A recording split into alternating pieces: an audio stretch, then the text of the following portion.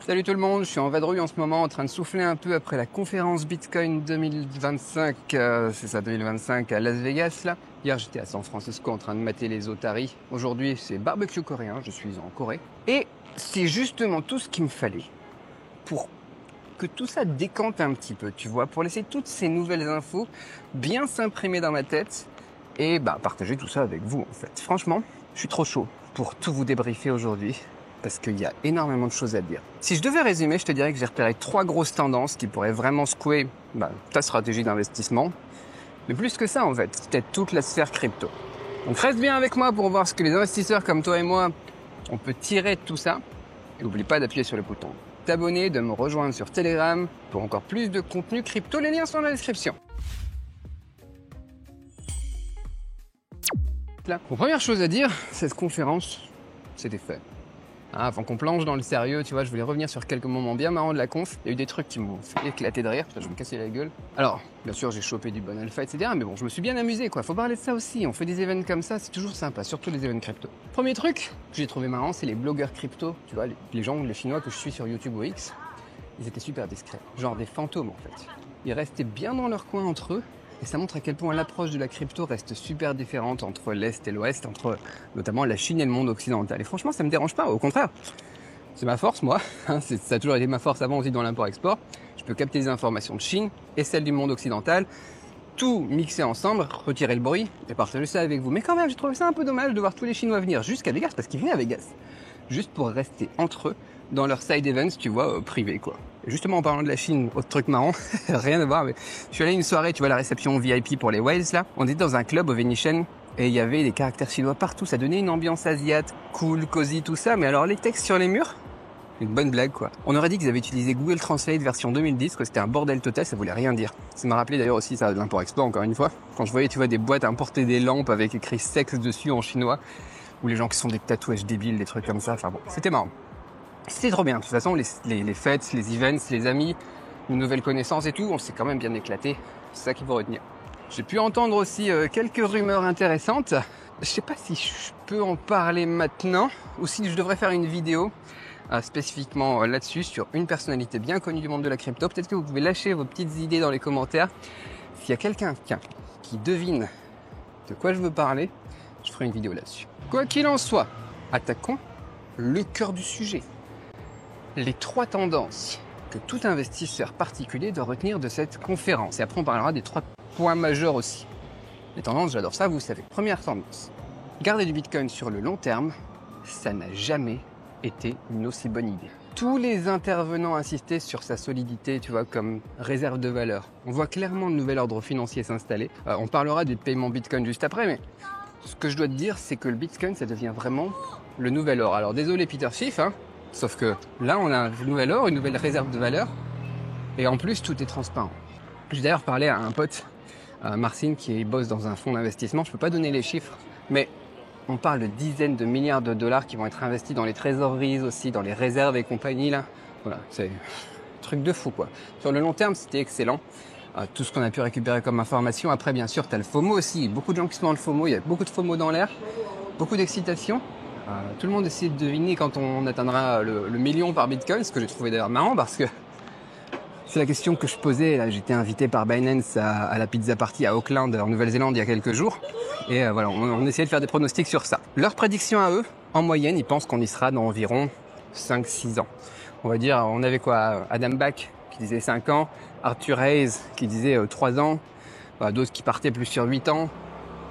Je sais pas, mais dans tous les cas, il y a personne qui dit qu'on n'y arrivera pas. C'est ce que je disais dans la vidéo précédente. Je sais pas si je l'ai faite en français cette vidéo, je pense pas. Je pense qu'elle est que sur ma chaîne anglaise.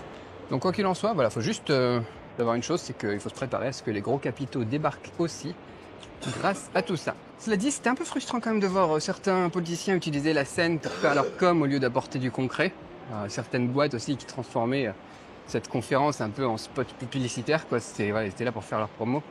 Mais ça reste un bon signe en fait. Ça, ce que je dis là, c'est négatif, mais en fait c'est positif. Ça veut dire quoi? Ça veut dire que on arrive vraiment dans quelque chose de concret, de palpable, que des vraies entreprises commencent à gagner de l'argent avec Bitcoin, que Bitcoin est utilisé. Tout ça, c'est plus un rêve en fait. C'est là et ça va rester.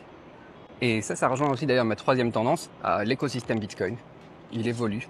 Il dépasse le simple rôle d'actif, on parle de vraies applications concrètes dans le monde réel. Ça veut dire quoi? Ça veut aussi dire donc des énormes opportunités dans les projets d'infrastructure, dans les solutions Layer 2, comme le Lightning Network par exemple, ou d'autres. Alors ouais, bon, Lightning Network, c'est pas parfait, mais ça avance super vite et ils font évoluer le truc et je pense qu'on peut arriver à quelque chose de bien. Et à côté de ça, j'ai eu des projets vraiment cool, d'autres qui résolvent de vrais problèmes comme des wallets avec reconnaissance faciale pour le chiffrement, mais totalement décentralisés, tu vois, qui utilisent des ZK-proof. Donc toujours anonyme aussi en plus. Donc ça c'est top. Je pense que ce projet-là d'ailleurs il mérite sa propre vidéo aussi. Il y a aussi tout ce qui est bridge ou les tokens liés à tous ces projets, tu vois, avec des ICO là qui arrivent. Peut-être que le prochain x100 il est planqué là-dedans en fait. Honnêtement, je serais pas surpris si la majorité des gros gains sur les années qui viennent, dans le court terme on va dire, se font sur l'écosystème Bitcoin plutôt que sur d'autres systèmes comme Ethereum, etc. Donc voilà pour les tendances. Maintenant, petit résumé des meilleurs moments de la conférence avec mon regard perso. Pas juste que vous avez pu voir en ligne sur les speeches de JD Vance ou Saylor, tout le monde parle un peu de la même chose, mais je voudrais vous parler un petit peu d'autre chose. J'ai kiffé le speech de JD Vance, c'était un peu chiant de se lever tôt pour passer les secrets de service et compagnie et l'attendre pendant 1 ou 2 heures, mais super speech. Quoi qu'il en soit, j'en ai parlé dans un vlog, ce que je vous parlais c'est des nouveaux trucs qui sont nouveaux et importants. Première chose, payer en Bitcoin. C'est la première fois que je vivais une journée complète à payer uniquement en Bitcoin. Et franchement, c'était dingue. Les vendeurs, ils étaient tous équipés avec Lightning Network. Les paiements, ça a été super rapide, super efficace. Il y a eu des milliers et des milliers de paiements qui se sont faits là, sur les 2 jours. Peu importe le wallet que j'utilisais, tout était fluide, tout était simple. Et ça m'a fait réfléchir en fait.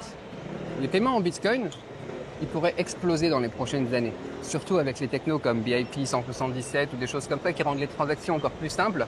Ou genre par exemple tu parles en sats au lieu de parler en fractions de Bitcoin bizarre. Mais en même temps je me suis senti un peu mitigé. Comment dire ça? Tu te sens un peu comme Laszlo avec ses pizzas à l'époque justement puisqu'on en parlait. Genre tu vois je dépense 5000 sats pour un jus d'orange, à peu près 5$. Et maintenant je peux pas m'empêcher de penser à un truc, c'est que peut-être que dans 15 ans, je me rappellerai peut-être de ce jour où... comme celui où j'ai dépensé 200$ pour un jus d'orange en fait. Bon, j'avais déjà acheté des trucs en Bitcoin aussi il y a une dizaine d'années, mais voilà, c'est bizarre, j'aime pas trop dépenser les Bitcoins. Bon, en même temps, on a battu un record du monde, un Guinness World Record pour le plus grand nombre de transactions Bitcoin en une journée, un truc comme ça. Et je suis content d'avoir fait partie de ça, d'avoir été là, dans l'histoire, tu vois, comme Laszlo aussi avec ses pizzas. Bon, voilà, ça donne des anecdotes aussi, tu vois, c'est sympa. Mais mitigé quand même. Bon, je sais pas ce que vous en pensez. Où est-ce que vous dépensez vos bitcoins? Est-ce que vous les dépenseriez même pour participer à un Guinness World Record? Dites-moi dans les commentaires, ça m'intéresse. En parlant de Lightning et tout ça, ça m'a quand même un peu déçu qu'en dehors de la conférence, on pouvait pas dépenser ses bitcoins aussi facilement que je l'aurais voulu. Genre chez Steak and Shake, tu vois, qui font quand même beaucoup de bruit. Ouais, je t'ai montré ça dans le vlog, c'était un peu triste quoi. Mais bon, après heureusement, on a encore de plus en plus de cartes crypto, des solutions on-ramp, off-ramp qui aident à tout ça. Si tu veux utiliser ta crypto dans le quotidien, mais il n'y a pas beaucoup de choses qui sont directement avec Bitcoin. Cast, la carte Cast, je peux te mettre le lien dans la description. Ils vont intégrer Bitcoin, donc ça c'est pas mal. J'utilise beaucoup moi pour les USDT. C'est une solution et ça avance. Ouais, pour Bitcoin aussi c'est pas mal. Franchement, aujourd'hui c'est quand même devenu super pratique de dépenser ses Bitcoins. Moi j'ai acheté mes billets d'avion sur Travala, mes hôtels, ça c'était dans mon ticket. Après voilà, j'utilise Cast assez régulièrement.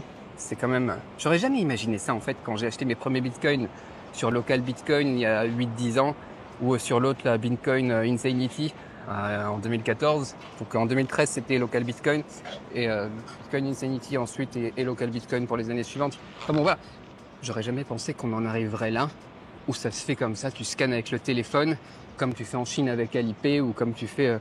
en Thaïlande avec ta banque ou n'importe quoi, tu scannes des codes QR et puis pouf, c'est fait. Ou bien tu payes avec une carte qui prélève directement en crypto. Voilà. Donc super aventure. Quoi qu'il en soit, un autre vibe énorme pendant la conférence, tu te rends compte que Bitcoin c'est plus pour un seul type de gens. C'est plus juste pour les geeks. Les geeks. C'est plus juste pour les geeks ou les cypherpunks. L'événement, 35 000 personnes quand même. C'était blindé de profils très différents. Les politiques, les institutions, les investisseurs, les particuliers. Mais 35 000 personnes différentes. T'imagines? Je parlais avec des whales, j'ai parlé avec un auteur super connu, John Perkins, avec qui je m'entends pas mal aussi. J'ai parlé avec des politiques, des projets, et plein de gens aussi normaux. Des gens qui ont découvert Bitcoin avec Michael Saylor il y a 2 ans, par exemple, et qui veulent protéger leur patrimoine pour leur famille. Des gens comme des étudiants. Tu vois, en première année, qui a payé son Bitcoin grâce à ses trades en crypto avec son activité de trading, quoi. Donc ouais, il y avait des old gamers, d'ailleurs plus que tous les events que j'ai fait jusque-là, des vieux amis à moi, donc ça c'est sympa aussi, mais aussi pas mal de gens qui viennent arriver dans la crypto, donc grâce à Michael Saylor en grande partie, qui connaissent pas d'ailleurs pas mal des anciens ou des gens comme ça. Les gens, tu leur parles de Roger Ver ou n'importe quoi, et ça leur dit rien du tout. Par contre, Michael Saylor, ils connaissent. Bitcoin, c'est plus un truc de niche, quoi. C'est un truc qui relie tout le monde, tous les milieux de la société. L'adoption de masse, tu vois, elle est juste devant nous, elle est juste around the corner, comme ils disent en anglais. Même si le retail, tu vois, quand tu regardes les trucs Google Trends et compagnie, t'as l'impression que le retail, il est pas encore là, mais tu sens qu'on est juste à côté, quoi.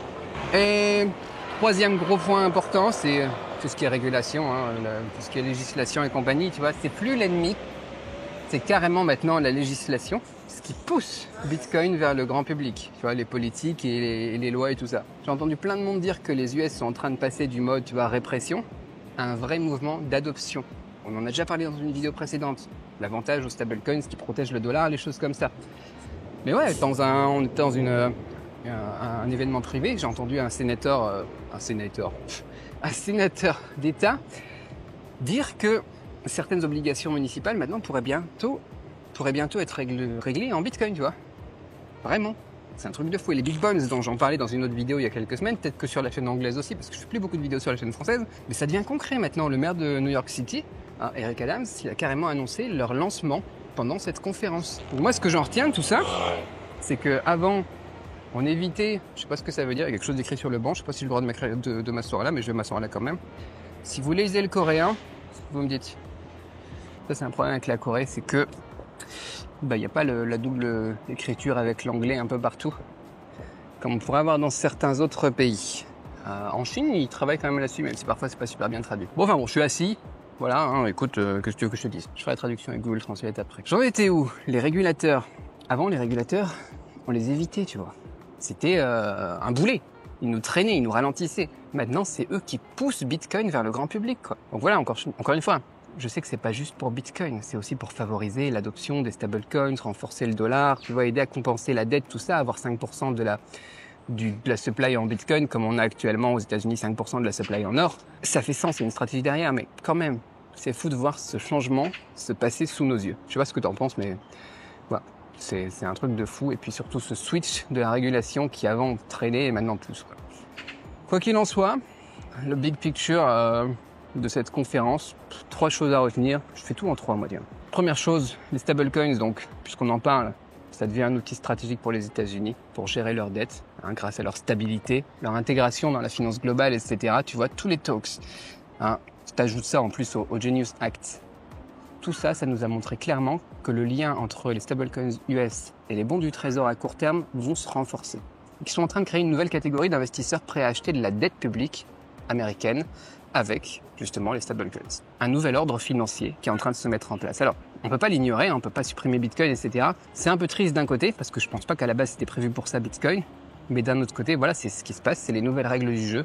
Et voilà, advienne que pourra. Deuxième takeaway, presque tous les intervenants pensent que Bitcoin donc va exploser les 160 000 $ cette année grâce à l'adoption notamment institutionnelle et à cette régulation plus claire. Et tout le monde pense qu'on arrivera donc à 1 million dans environ 5 ans. C'est pas un conseil financier ce que je te dis là, c'est juste ce que tout le monde disait à la conférence, quoi. C'est ultra excitant et c'est encore fou de se dire qu'on peut encore faire un x10 comme ça, quoi. Donc l'avenir est prometteur, super prometteur. Si tu as des questions sur prédiction de prix, etc., voilà, c'était ça, quoi. C'était le million dans 5-6 ans.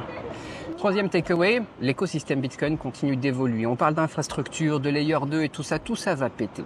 Avec des nouvelles technos, des nouveaux cas d'usage qui vont ouvrir toute une vague d'opportunités. Moi, je vais suivre tout ça ici sur cette chaîne, donc n'oublie pas de t'abonner.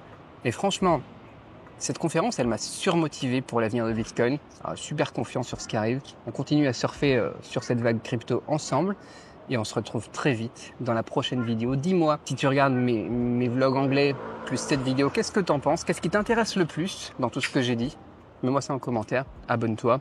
Tu peux m'envoyer des messages sur Telegram aussi si tu veux discuter en perso. C'est mon Telegram perso, c'est pas un canal ou n'importe quoi encore. Puis voilà, cette conférence, c'était fou. Et voilà ce que j'en ai retiré globalement. Merci et au revoir. J'espère que c'est utile tout ce que je te raconte là. Hein, tu me dis.